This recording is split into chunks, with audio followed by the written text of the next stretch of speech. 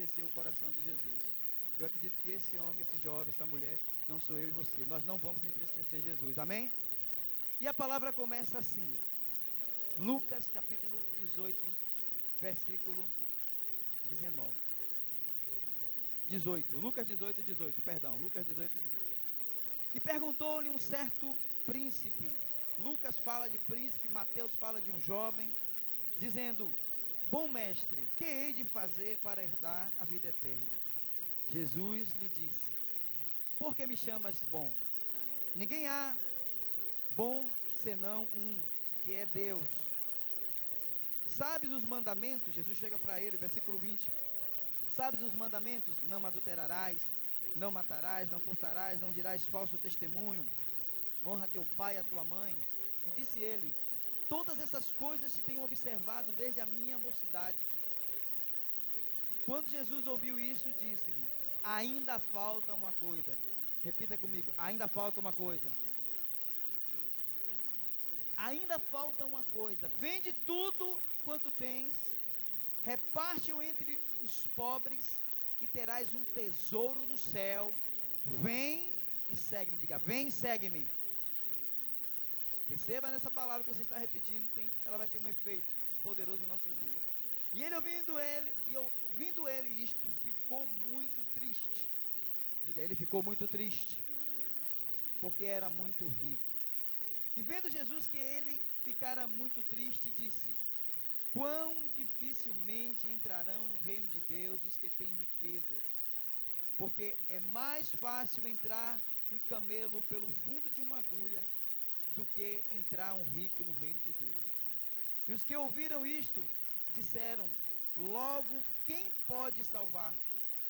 E ele disse, as coisas que são impossíveis aos homens, são possíveis para Deus. E disse Pedro, eis que nós deixamos tudo, e te seguimos. Ele lhe disse, na verdade vos digo, que ninguém que há que tenha deixado casa, ou pai, ou irmãos, ou mulher, ou filhos, pelo reino de Deus, que não haja de receber muito mais neste tempo, do século vindouro, a vida eterna. Diga amém, diga glória a Deus. Pai, eu quero apresentar esta palavra. O Senhor já ministrou na minha vida, mas a tua igreja agora precisa receber. Prepara os corações, prepara, Senhor, o espírito de cada um dos teus filhos, para que eles possam ter um entendimento daquilo que o Senhor quer falar para cada um de nós nessa noite. Espírito Santo, toma a direção, em nome de Jesus, amém. Amados, aqui nós vimos uma história, um fato de um homem, um jovem, né? Esse texto está escrito em Mateus 19, em Marcos 10 e em Lucas 18. São 3 formas de pregar. Então os evangelhos, eles descreveram bem essa história desse jovem. Sabe por quê? Desse homem, porque foi uma história que impactou. Essa história desse homem poderia ter sido diferente. Jesus queria que fosse diferente essa história, mas infelizmente a decisão dele, que ele tomou, foi uma decisão errada. Diga, eu não vou tomar decisão errada. Diga, eu vou tomar a decisão certa. E onde é que está a decisão certa? Está em Jesus. Está em obedecer a sua palavra, em obedecer às autoridades, obedecer aquilo que Deus constituiu. E aquele jovem, ele chega perguntando, o homem rico questiona Jesus, como herdar a vida eterna? Então ele começa a falar e perguntar, mestre, porque ele sabia que Jesus tinha o que ele não tinha. Jesus tinha algo que ele poderia dar para ele que ele não tinha. Ele tinha riquezas, ele tinha condições, ele até era religioso, ele obedecia alguns dos mandamentos, porque Jesus nem perguntou, amarás a Deus sobre todas as coisas, não é verdade? Jesus não perguntou a ele se ele guardava o sábado e outras coisas mais, mas Jesus perguntou coisas naturais. Você é obediente, você segue os mandamentos? E aí Jesus pergunta se se ele obedecia os mandamentos. E aí religiosamente ele disse que sim. Aí Jesus pega e começa a testar ele. Jesus testa ele e diz assim, Jesus testa o homem rico ou jovem, né, pedindo para vender tudo pobres, aí a sua fraqueza manifesta. Porque Jesus disse para ele o quê? Vai, vende para os pobres. Primeiro Jesus perguntou, você segue os mandamentos? Sim, Senhor, desde a minha mocidade, desde novo, desde mais novinho, eu ouço os meus pais falarem e observo. O texto aqui fala que ele observava. Se ele praticava mesmo, só Deus é que sabe. Porém, Jesus disse assim, tá bom, falta uma coisa. Diga, falta uma coisa. Talvez você esteja aqui nesse culto perguntando, poxa, essa palavra aí, Jesus vai perguntar, vai te dizer hoje que falta uma coisa você entregar para Ele. Tem alguma coisa que nós sempre precisamos entregar, porque a gente entregou nossa vida para Jesus, não é verdade? Mas se a gente entregou nossa vida para Jesus, nós somos 100% dele. Não vai existir nada. E às vezes quando o confronto vem, quando a palavra vem, aí é que vem o teste. E Jesus testou aquele homem. Jesus testa aquele jovem e diz, tudo bem, falta uma coisa você entregar, falta uma coisa você dar, falta uma coisa você fazer.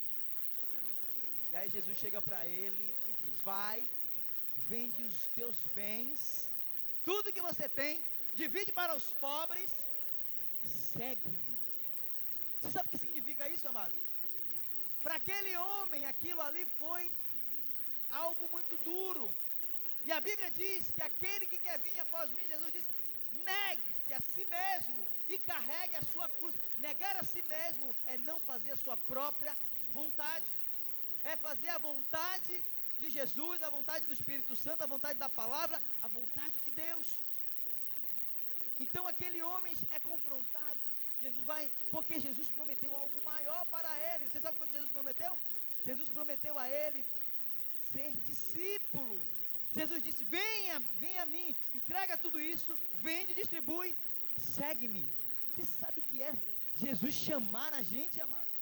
Você sabe o que é ser seguidor, não só seguidor, mas ser um discípulo de Jesus?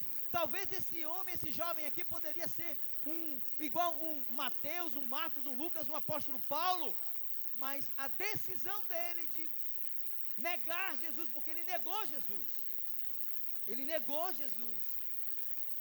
porque Jesus chamou ele e disse, venha, venda tudo e venha. Você acha que Jesus não ia dar muito mais para ele?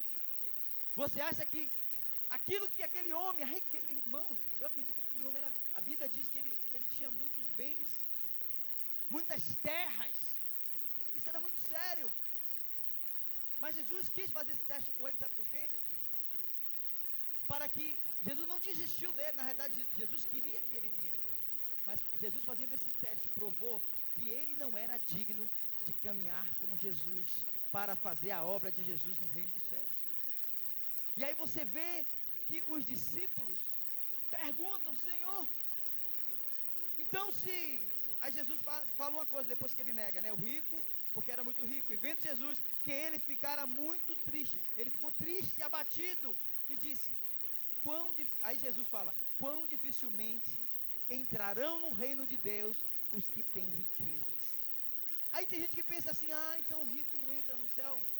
Ele estava falando porque aquele jovem, ele amava o dinheiro, o Deus dele era o dinheiro.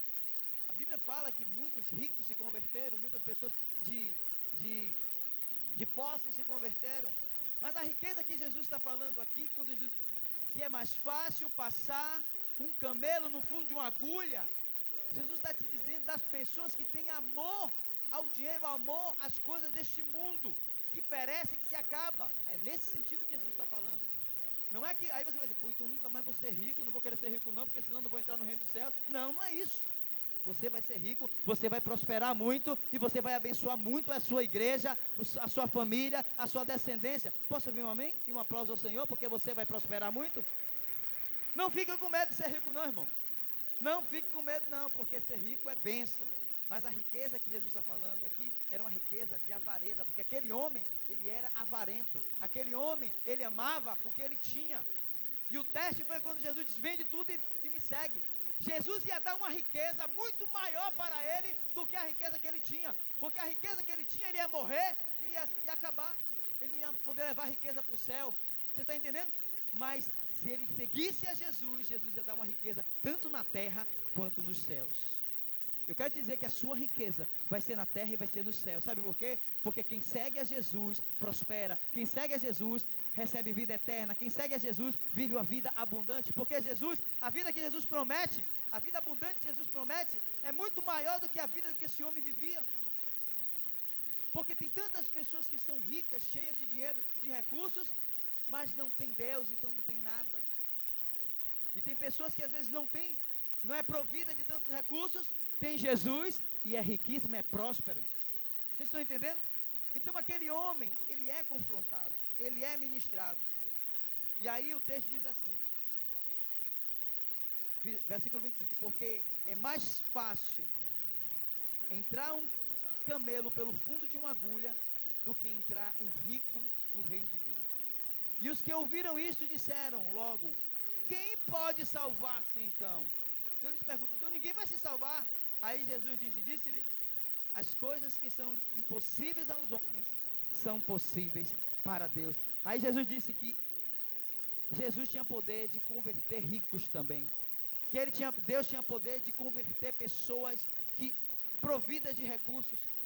Aquele coração do homem estava preso às riquezas. Mas tem pessoas que são ricas, prósperas.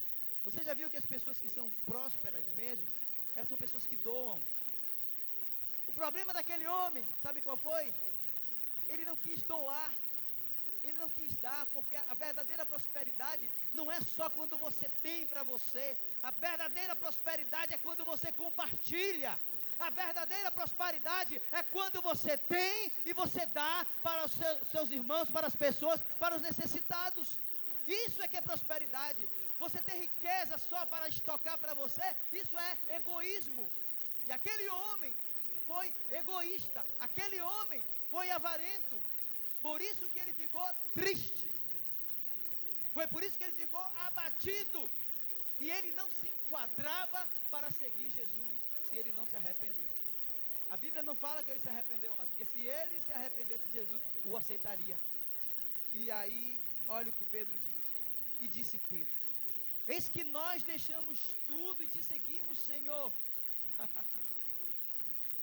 Você já percebeu, irmãos, que toda pessoa que aceita Jesus, logo no início começa a passar umas guerras, umas lutas, às vezes perde tudo, porque sabe o que acontece? Às vezes aquilo tudo que conquistou foi de forma errada, de forma ilícita. Você sabia? E aí vai perdendo tudo, aí a pessoa com Jesus começa a conquistar tudo novo, e aí começa a ter um nível de prosperidade que é abençoada. Eu quando era do mundo, eu já ganhei muito dinheiro, mas eu fiz coisas erradas, que desagradavam a Deus. Você sabia disso? Porque quando a gente é do mundo, a gente tem a mente carnal. Quando a pessoa é do mundo, a pessoa tem uma mente diabólica, para fazer coisas erradas, para mentir, para fazer falcatrua. Não tem esse que esteja no mundo que tenha, oh não, esse é justinho. Por mais justo que seja, se não tem Jesus, meu amado, ó, não tem nada.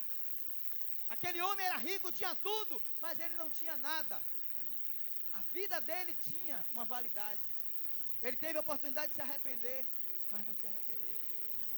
E aí Jesus chega para Pedro, Senhor, e nós, Pai, largamos tudo, largamos nosso trabalho, largamos nossa profissão, largamos tudo. Aí Jesus dá uma palavra de conforto, e é essa palavra que você deve receber agora, em nome de Jesus. Aí Jesus diz assim no versículo 29, e disse-lhe Jesus, né? Na verdade, Pedro, na verdade, meus discípulos, estava todo mundo reunido, vos digo, que ninguém que tenha deixado, olha aí, deixado, casa, pais, irmão, parentela, mulher, filhos, pelo reino de Deus, que não haja de receber muito mais, outro texto de 100 vezes mais, nesse tempo e no século vindouro, a vida eterna. Amados, quando a gente entrega a nossa vida para Jesus, a gente tem que dar as costas para o pecado e as costas para o mundo. A Bíblia diz que aquele que põe a mão no arado, ele não pode olhar mais para trás, ele tem que avançar, ele tem que trabalhar, ele tem que batalhar para o reino, e não pode retroceder. Nós precisamos entender que Jesus nos chama, e Jesus está nos chamando, como chamou esse homem. Não importa a situação que você esteja, não importa se você é rico, se você é pobre, não importa seu estado, o importante é que Jesus diz, vinde a mim, venham. Vinde a mim todos que estão cansados e sobrecarregados, que eu vos aliviarei. O que Jesus queria daquele homem, sabe o que era? Era a obediência dele. Mas ele era apegado às riquezas. A pergunta nessa noite é: o que é que você é apegado? O que é idolatria na sua vida? Porque aquele homem era um religioso. E eu vou dizer uma coisa para vocês, amados. Você sabe quem foi que mais irritou Jesus? Foi os religiosos. Os religiosos que queriam, eles achavam que eles faziam eram certos. Seguiam uma doutrina que não cumpriam nada. E Jesus os confrontava, e Jesus se deparou com uma pessoa rica e religiosa. Você tem que remover a religiosidade da sua vida. Remova a religiosidade. Ah, Senhor, não, bispo, eu não sou religioso não. Eu vou para o culto, eu vou para a igreja, eu sou dizimista. Olhe, peça ao Espírito Santo para revelar na sua vida o que é religiosidade. O religioso, ele só olha para si. O religioso, ele só olha para o seu talento. O religioso só olha para a sua própria vontade. O religioso só quer fazer o que ele quer. Quando recebe uma orientação, não quer obedecer. Isso é religiosidade. Porque